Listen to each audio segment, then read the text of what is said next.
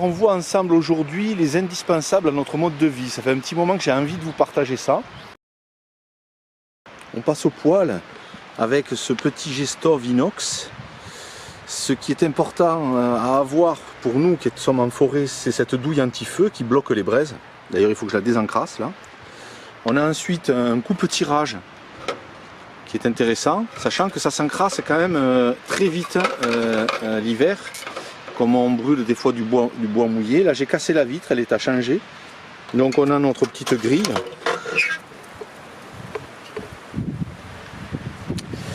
On a avec ça de quoi cuisiner. Donc toute notre vaisselle est en métal, ce qui évite de la casser.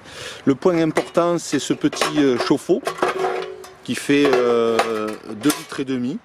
On prend nos douches avec ça, on fait bouillir 2,5 litres et on rajoute 2,5 litres d'eau froide.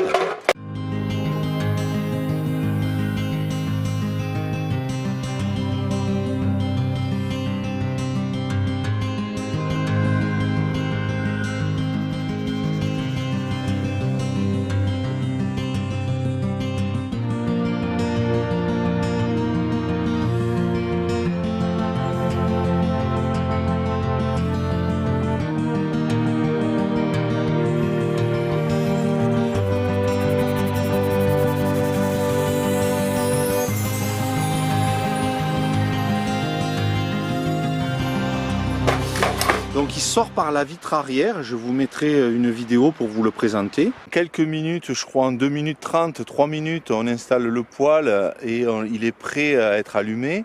Donc c'est très pratique.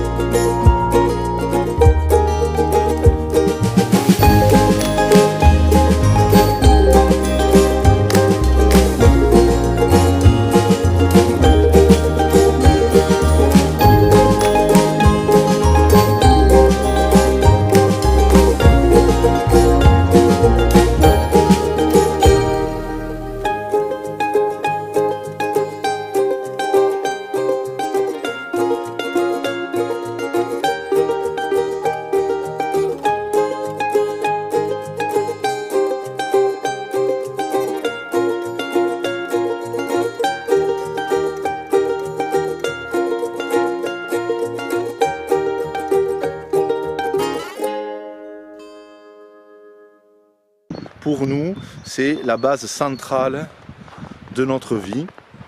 Et aussi, au-delà du côté chauffage, c'est un côté chaleureux, une présence. C'est quelque chose de pétillant, quelque chose qui rappelle l'enfance quand on jouait avec des petits bâtons dans le feu. C'est une merveille. Voilà.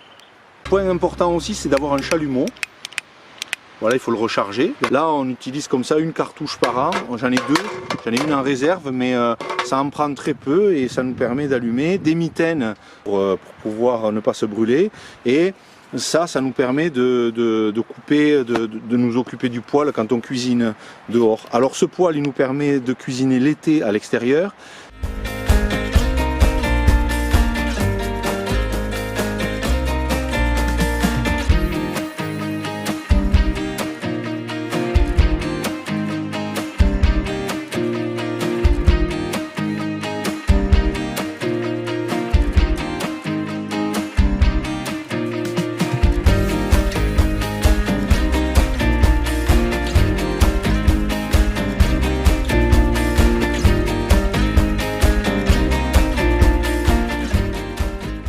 qui nous permet de nous chauffer. C'est lui qui sert de chauffe-eau pour les douches, vaisselle et lessive. C'est le point central. Un panneau de 10 watts, un petit, qui sert à la randonnée. Actuellement là, je suis en train de recharger une lanterne qui sert de veilleuse et qui peut durer une semaine ensuite, une fois qu'elle est pleine. Elle va charger dans la journée avec ce petit panneau. Ici un de 25 watts, où là j'ai rechargé la tablette. Et ensuite on a un de 160 watts avec une batterie gel qui là par exemple actuellement recharge un accu qui fera le relais pour le téléphone lorsqu'on n'a pas de soleil. Un booster si au bout de quelques jours sans avoir démarré la batterie principale on a besoin d'un coup de pouce, et la frontale qu'on utilise, et une autre lanterne, une autre lampe, mais qui a un petit peu plus de capacité et qui permet de recharger aussi un téléphone ou la tablette. Le gros avantage de ces panneaux solaires amovibles, c'est que vous allez avoir l'été, le camion est à l'ombre parce que sinon c'est trop chaud. Donc on cherche le soleil avec les panneaux solaires et on met le camion à l'ombre, et même si on a un panneau solaire sur le toit de 100 watts avec une batterie dédiée, et l'hiver c'est l'inverse, c'est que même si on cherchait à mettre le camion au soleil, on se retrouve la plupart du temps à l'ombre, et avec les panneaux solaires on suit l'évolution du soleil dans la journée pour pouvoir recharger, quand il y a du soleil bien sûr. Donc ça c'est notre étape numéro 1, je vais vous montrer maintenant le panneau solaire fixe que je viens d'enlever de la cabane et que je vais mettre sur et que je vais remettre sur Satsang.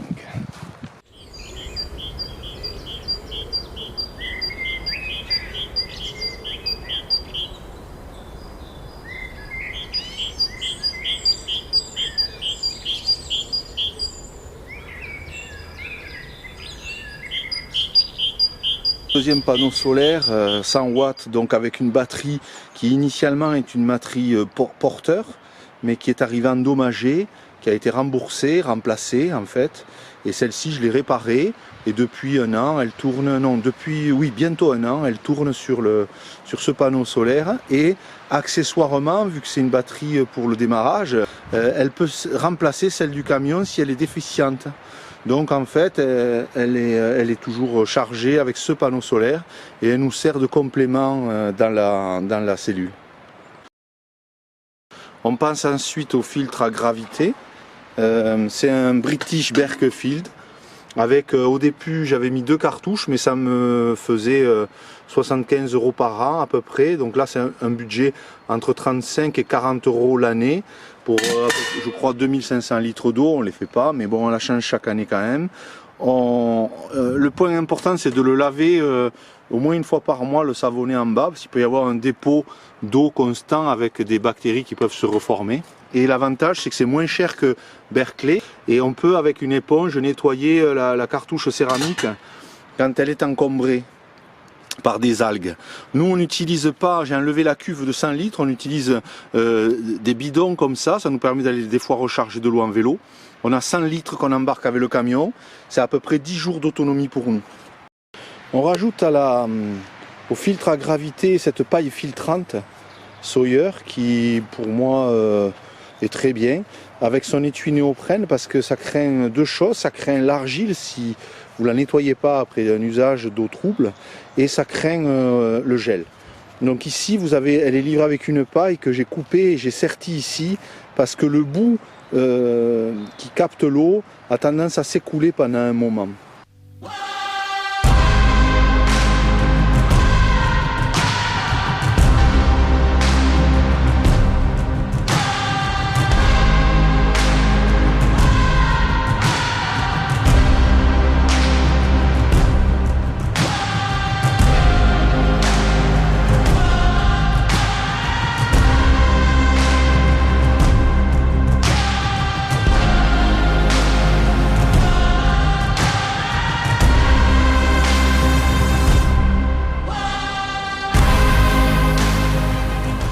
On l'a avec nous en randonnée, on l'a aussi dans le camion au cas où on n'est pas pu filtrer. Si on va sur des routes de montagne, on ne peut pas avoir dans le filtre à gravité une trop grosse réserve d'eau. Alors en général je filtre, on en garde en bouteille, mais il peut arriver comme là par exemple aujourd'hui, où moi j'ai pas anticipé, hier elle était vide, j'ai pas vérifié. Donc si j'ai besoin de boire dans la journée, ben, j'utiliserai le filtre, la paille filtrante. On a après le deuxième point feu, c'est nos bouilloires à bois. Donc c'est une bouilloire Kelly Kettle. Toutes les informations que je vous donne là, elles ne sont pas sponsorisées, on n'a pas de lien de partenaire. Donc j'en avais acheté une, il y a eu un défaut ici où elle perdait un peu d'eau.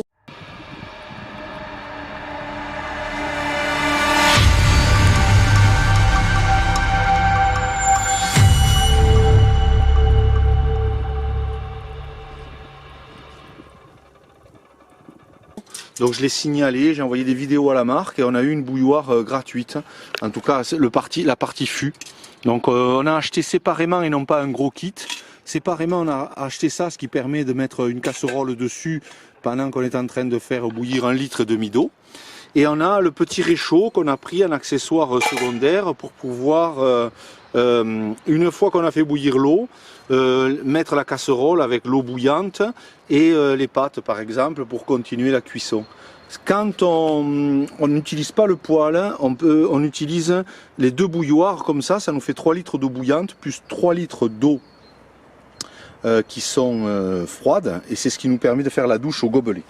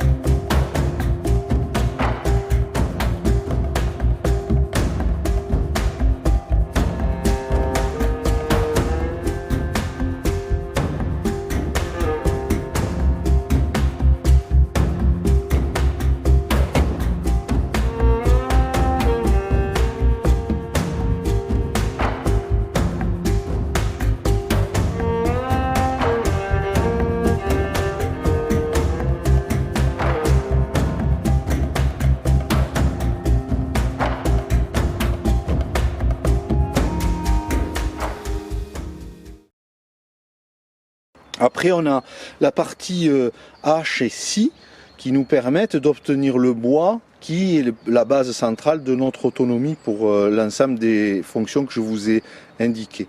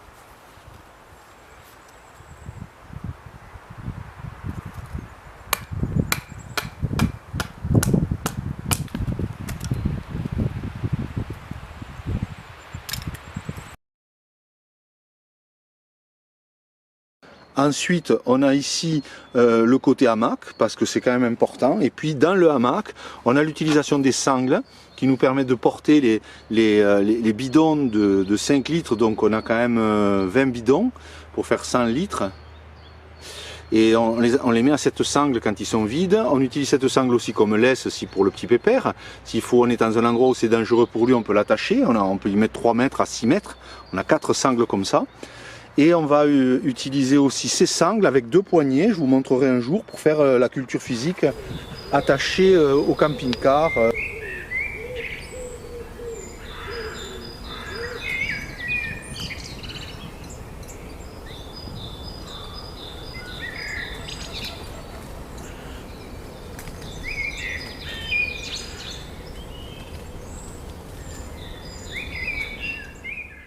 Et là, on a la trousse de secours, notre décès à emporter donc chaque jour avec nous, qui nous permet de nous soigner et de nous protéger.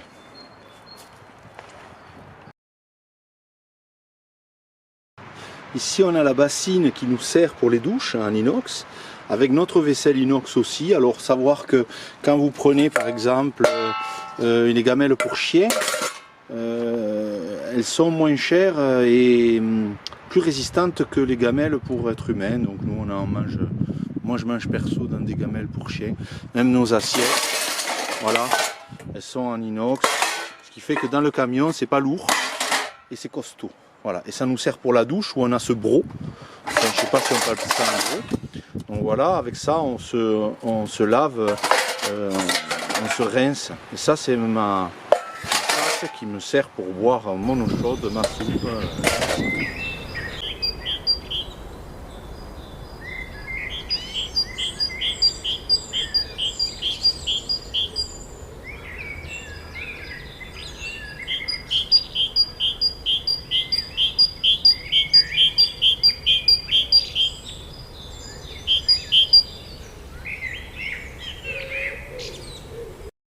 Rajoutons les 2 bouillottes aussi pour les soirées hivernales et pour quand on rentre dans le lit, qu'on n'a pas été là de la journée ou que les températures sont négatives. C'est aussi un bon soutien pour les douleurs de dos. On les utilise donc régulièrement l'hiver. On rajoute dans les essentiels l'extracteur de jus manuel. Pour moi particulièrement, mon intention c'est de tendre vers le végétal cru avec le plus possible de cueillettes sauvages et les graines germées et les jeunes pousses dans le camion.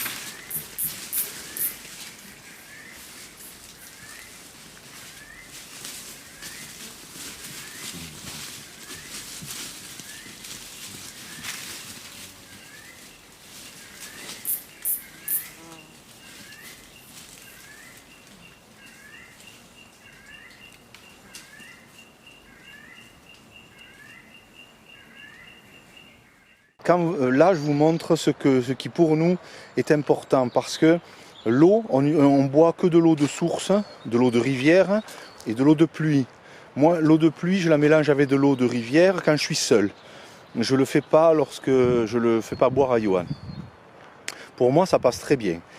On utilise l'eau de pluie, l'eau de rivière aussi pour se doucher. Donc le poêle à bois, c'est vraiment la base centrale.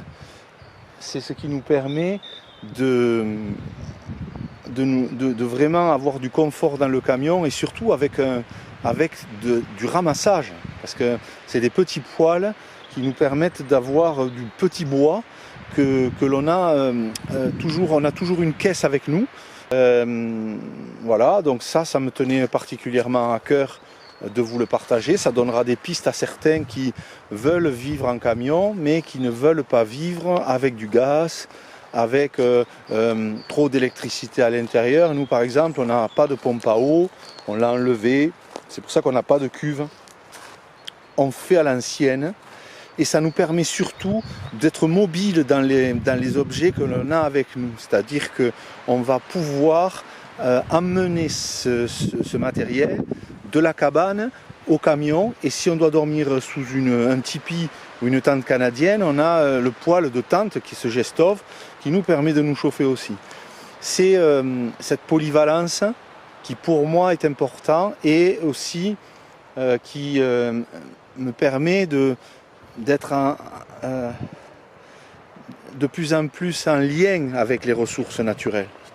Parce que dès le moment où vous avez dans votre camion du gaz, que vous prenez l'habitude d'un chauffe-eau et un chauffage à gaz, vous devenez dépendant du gaz. Alors certains diront que c'est très difficile l'hiver, ou s'il y a de la neige, d'avoir suffisamment de bois pour pouvoir se chauffer. Là aussi c'est toute une question de temps. Si vous consacrez du temps à votre autonomie, vous pouvez bien sûr diminuer les coûts de fonctionnement. Et plutôt d'être heureux et bien en harmonie avec la nature dans le lieu que l'on fréquente.